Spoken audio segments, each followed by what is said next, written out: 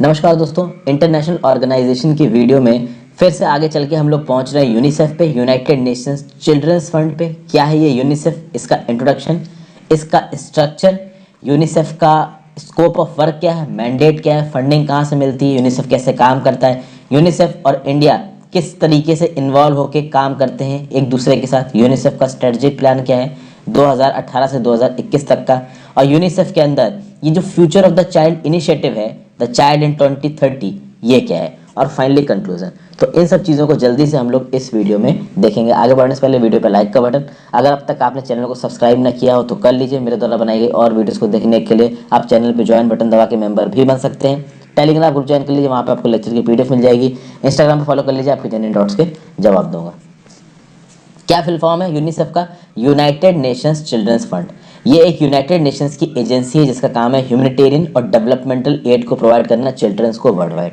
अब ये सिर्फ चिल्ड्रंस को ही हेल्प नहीं प्रोवाइड करते हैं, जो प्रेग्नेंट मदर्स हैं या फिर जो वल्नरेबल मदर्स हैं उनको भी हेल्प प्रोवाइड करते हैं। 192 कंट्रीज और टेरिटरीज में यूनिसेफ की प्रेजेंस है।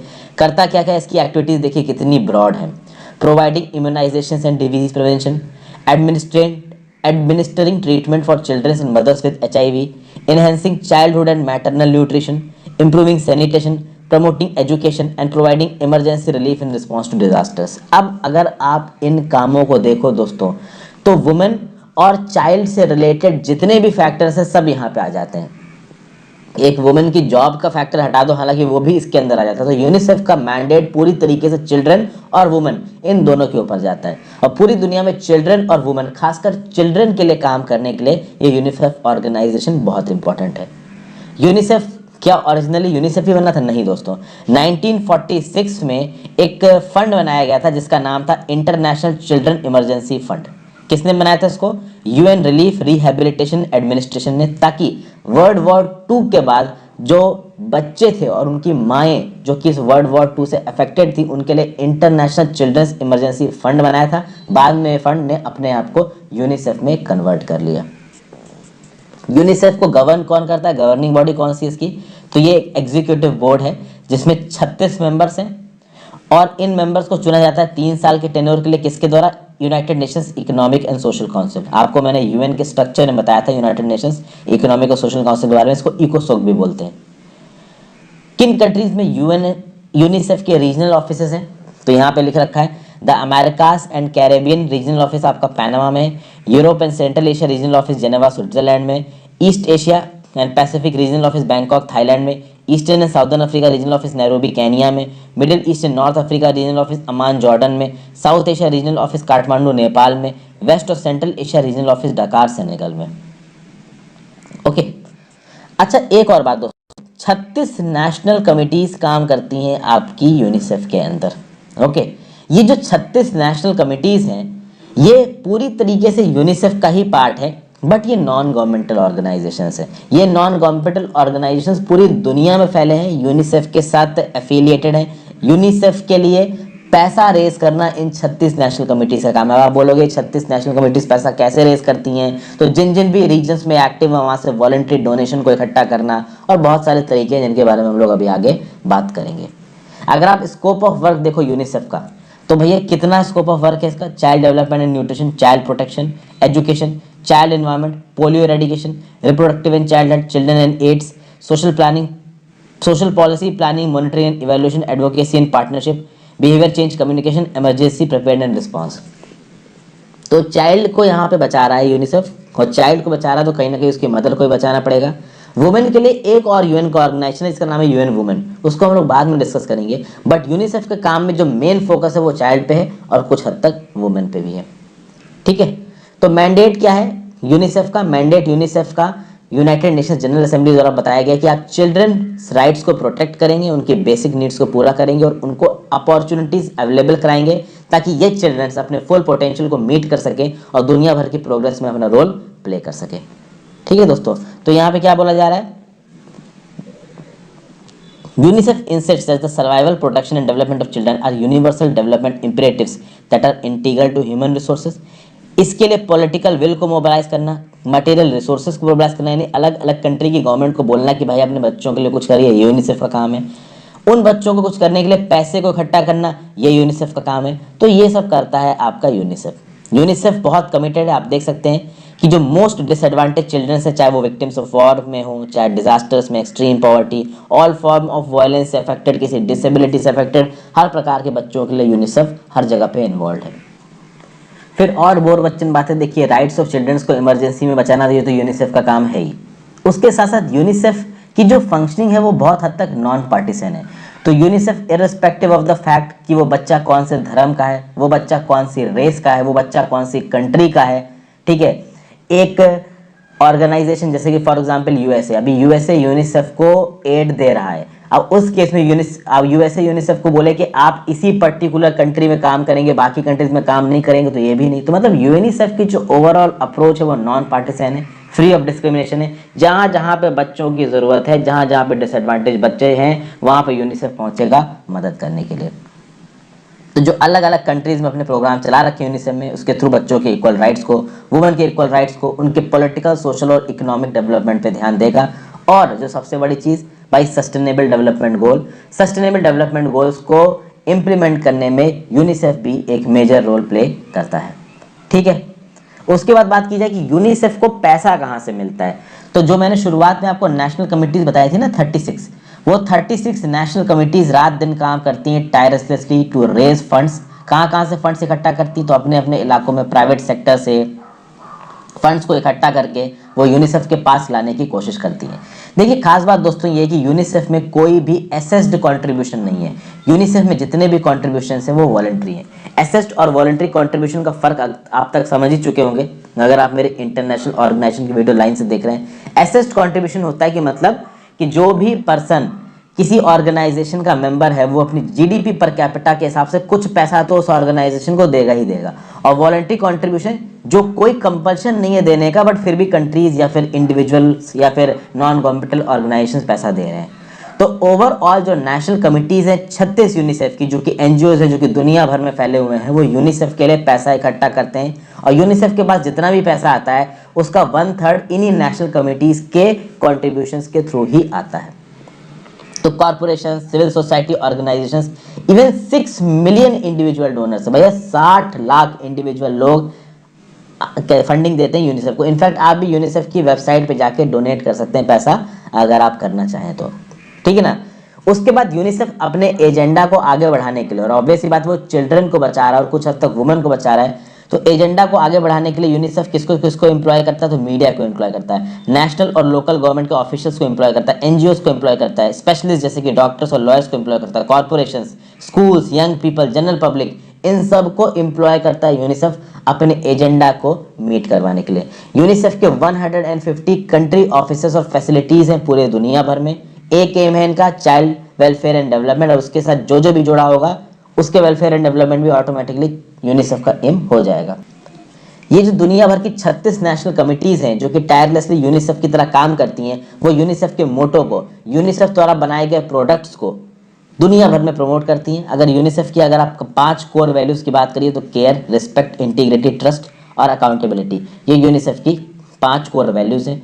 यूनिसेफ और इंडिया का एसोसिएशन कब शुरू हुआ, तो 1949 में शुरू हुआ। यूनिसेफ का पहला ऑफिस इंडिया में खुला 1952 में।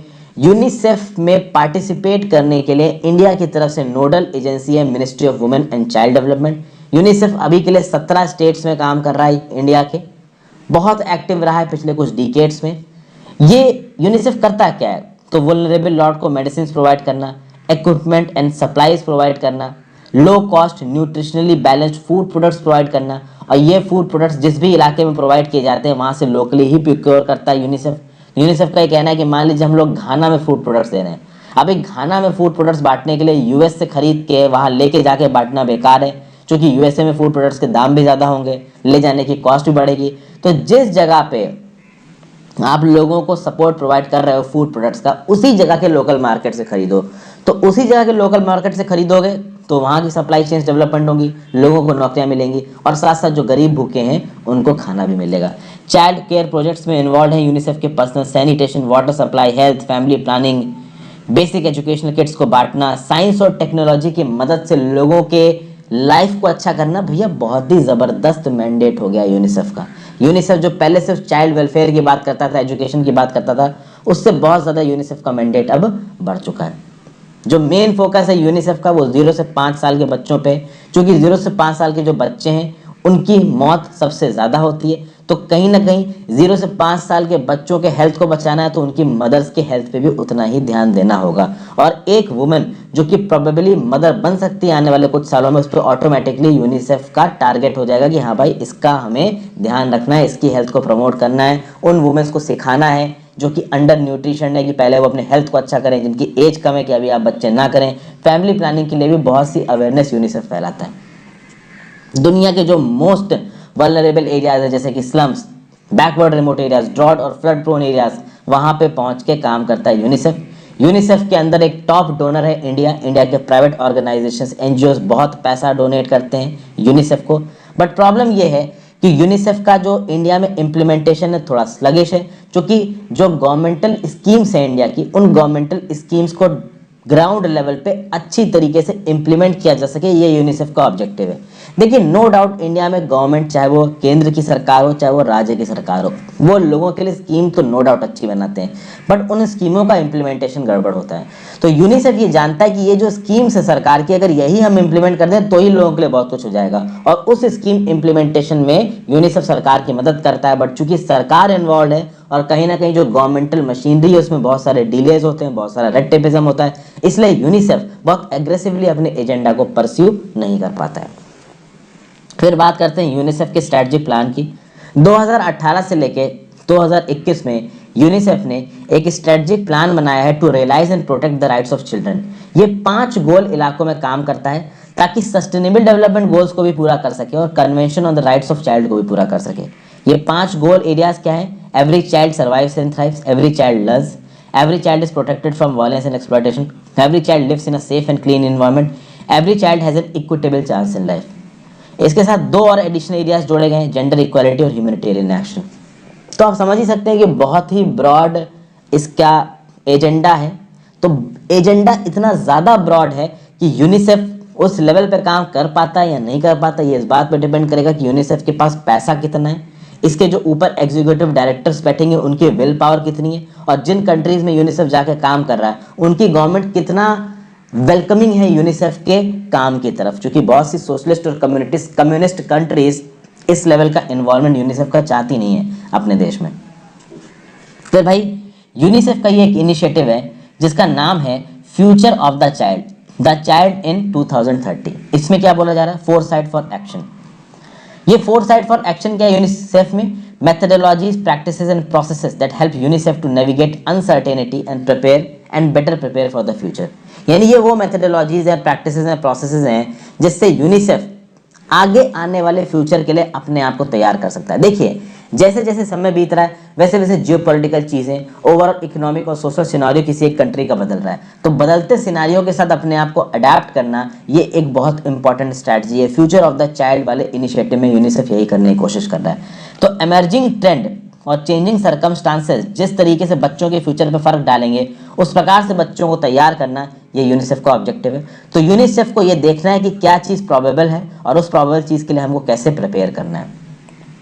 इस फोरसाइट की यूटिलिटी को डिमॉन्स्ट्रेट करने के लिए यूनिसेफ ने 5 मेगा ट्रेंड्स को एनालाइज किया है। Global health crisis, inequality in middle income trap, the changing nature and scale of the conflict, फिर global migration and effects of technology in work and education.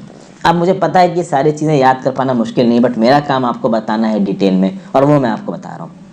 UNICEF एक ऐसा organisation है जो दुनिया की सबसे टफेस्ट जगह पे पहुंच के काम कर रहा है। मोस्ट डिसएडवांटेज चिल्ड्रन और एडोलेसेंट्स को मदद मिल रही है। 190 कंट्रीज और टेरिटरीज में इन्वॉल्व है यूनिसेफ।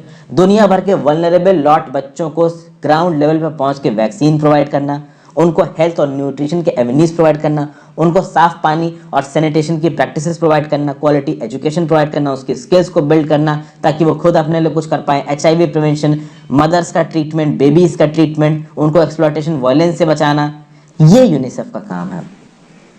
और भैया यूनिसेफ ह्यूमैनिटेरियन इमरजेंसी से पहले भी काम कर रहा होता है। जब कोई ह्यूमैनिटेरियन इमरजेंसी आ जाती तब भी काम कर रहा होता है। जैसे इथोपिया में क्राइसिस चल रही, सिविल वॉर से चल रहा है, आज की डेट में यूनिसेफ के जो लोग हैं वो वहाँ पे ग्राउंड लेवल पे काम कर रहे हैं। और ह्यूमैनिटेरियन इमरजेंसी खत्म होने के बाद भी ग्राउंड लेवल पे देखना कि बच्चे और फैमिलीज वल्नरेबल तो नहीं है।